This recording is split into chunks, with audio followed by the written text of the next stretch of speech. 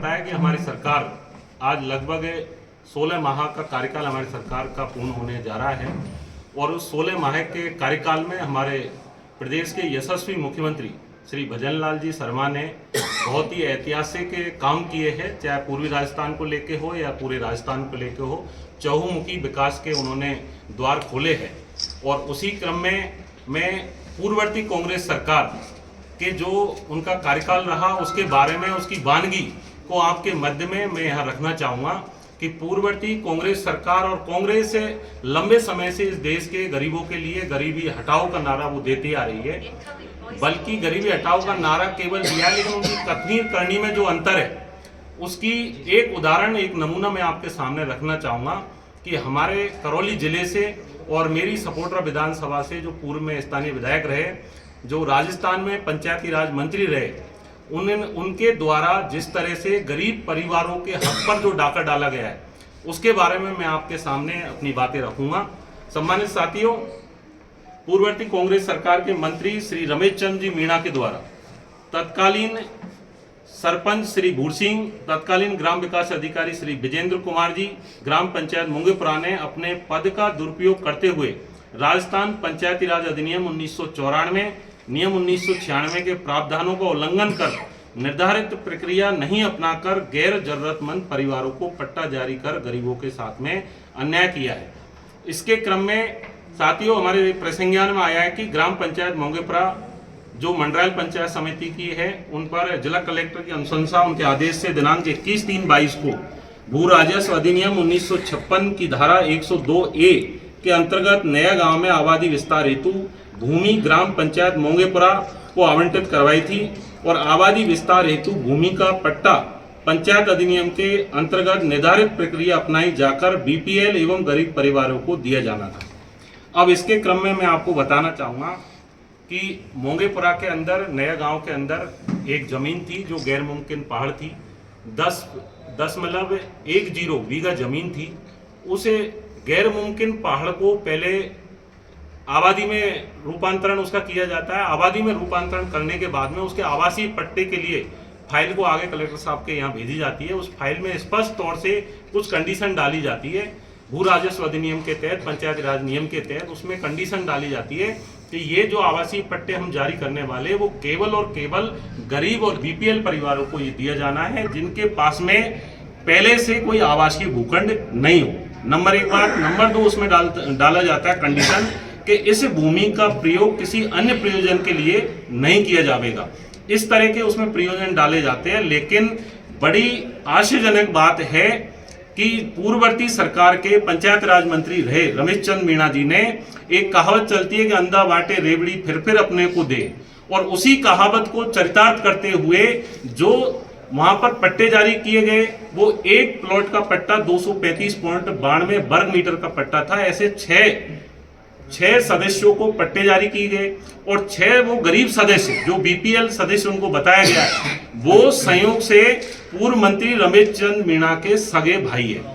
और सगे भाई है, उनके बारे में मैं आपको इसमें बताना चाहूंगा जो पट्टे दिए गए उसके बारे में। नंबर 1, मानसिंह मीणा पुत्र शंकरलाल मीणा, जो कि शंकरलाल जी पूर्व मंत्री श्री रमेश चंद्र मीणा के पिताजी है। दूसरा, बनवारी लाल मीणा पुत्र शंकरलाल मीणा। तीसरा, रामजी लाल मीणा पुत्र शंकरलाल मीणा। चौथा, दामोदर लाल मीणा पुत्र शंकरलाल मीणा। और 5वां, अभय कुमार मीणा पुत्र शंकरलाल मीणा। और 6ठा पट्टा जो जारी किया गया है वो रामगिलासी पत्नी स्वर्गीय श्री मुंशी मीणा, जो कि पुत्र शंकरलाल जी का है, जो स्वर्गीय हो गए, उनकी पत्नी को दिए जाते हैं। इस तरह से ये 6 पट्टे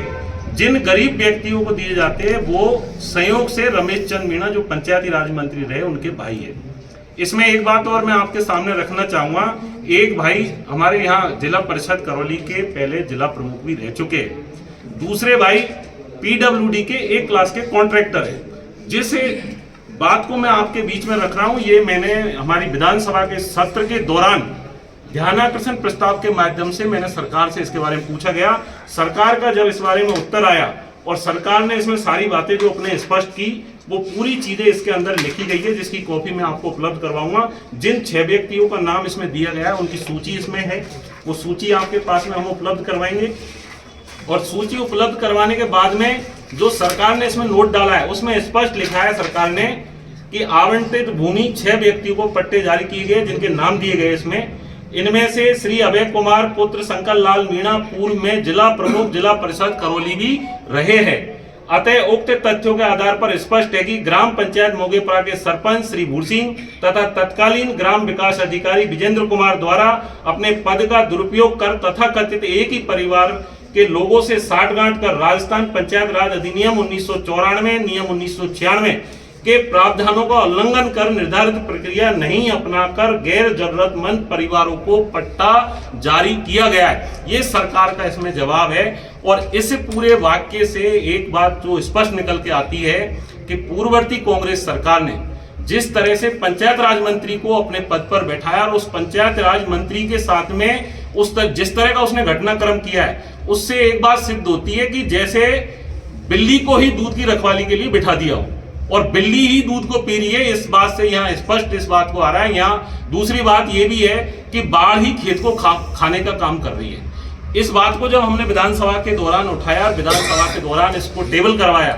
तो मैंने माननीय हमारे पंचायत राज मंत्री श्री मदन दिलावर जी के सामने संज्ञान में लाया, हमारे संसदीय कार्य मंत्री के सामने हम संज्ञान में लाए और माननीय सीएम साहब के सामने भी इस बात को हम संज्ञान में लेकर आ रहे हैं कि ये जिस तरह का घटनाक्रम हुआ है, ये गरीबों के साथ में सरासर अन्याय है। उनके साथ में जिस तरह कांग्रेस नारा दे रही है गरीबी हटाने का, वो गरीबी नहीं हटा रहे, वो गरीबों को ही हटाने का काम इस देश से कर रहे हैं। और उसी का परिणाम है कि गरीबों ने ही इस देश प्रदेश से और देश से कांग्रेस पार्टी का सफाया किया है। हमने सरकार से मांग करी है कि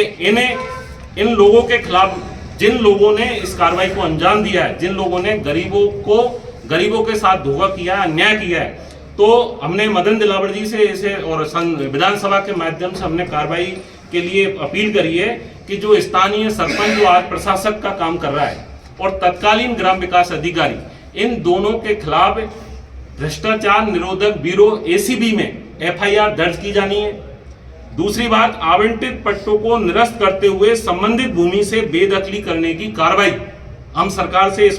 सरकार के सामने इस बात को विधानसभा के माध्यम से हमने रखा है। और सरपंच के विरुद्ध में स्थायी निर्योग्यता, यानी कि आगे कभी भी वो इस पद के योग्य नहीं है, क्योंकि उस पद पे रहते हुए उसने गरीबों के हक पर डाका डालने का जो काम करवाया है साठगांठ करके, उसके लिए सरकार के सामने हमने पूरी बातें रखी है। दूसरी बात, जो तीसरी कंडीशन थी कि इन गरीबों को आवंटित होने के बाद में गरीब परिवार इस आवासीय पट्टे का प्रयोग कोई अन्य प्रयोजन के लिए नहीं करेगा। आज आप जाकर देख सकते हो, आप फिजिकली हमारे रोदई मतलब मंडरायल से करणपुर जाते हैं तो सामने पंचायत समिति है, उसके सामने ही पीएचडी की ऑफिस है, उसके सामने ही जो तहसील है और आने वाले समय में एसडीओ कोर्ट वहां प्रस्तावित है, उसके बिल्कुल सामने ये पूरी बेशकीमती जमीन है। उस जमीन पर जिस चतुराई से इन्होंने पट्टे जारी किए, क्योंकि 10.10 बीघा जमीन है, उसमें रोड की आगे के केवल 235.92 के एक प्लॉट काट के फ्रंट के और पीछे की जो भूमि है उसको खाली छोड़ दिया। और उस भूमि के बिल्कुल सटी हुई रमेश चंद मीणा और उसके परिवार की निजी खातेदारी जमीन है, यानी कि उस जमीन पर पीछे जाने के लिए कोई रास्ता नहीं बचता है, केवल और केवल वही रास्ता है। यानी कि इन्होंने 10.10 बीघा पूरी जमीन पर आज अतिक्रमण इन्होंने कर लिया और वहां पर जिस तरह से कॉमर्शियल दुकानें खड़ी करी गई है, व्यापारिक संस्थान खड़ी की जा रही है, वो गरीबों के साथ में धोखा है, अन्याय है। और कांग्रेस की प्रवृत्ति जो गरीबों का वो नारा दे रही है गरीबी हटाने का, उसे क्या स्पष्ट है, उनकी कथनी और करनी में अंतर स्पष्ट नजर आया है। और आज इसी विषय को लेकर आपके बीच में हम यहाँ उपस्थित हुए, क्योंकि ये इतना बड़ा मामला है। पंचायत राज मंत्री जैसे महत्वपूर्ण पद पर, कैबिनेट मंत्री जैसे पद पर रहते हुए एक व्यक्ति गरीबों के हक पर जो डाका डालने का काम किया है, ये न केवल मंडरायल का नहीं है, बल्कि पूरे करौली जिले के को जो गरीबों का हक पे डाका डालने का काम किया है, राजस्थान के लोगों के हक पे डाका डालने का काम किया है, उसका हम भारतीय जनता पार्टी के समस्त कार्यकर्ता, समस्त हमारे विधायक, हमारे जिला अध्यक्ष, माननीय मुख्यमंत्री के संज्ञान में इस विषय को लाकर आगे की कार्रवाई हम प्रस्तावित करेंगे। आप सब यहाँ उपस्थित हुए, धन्यवाद। सरकार ने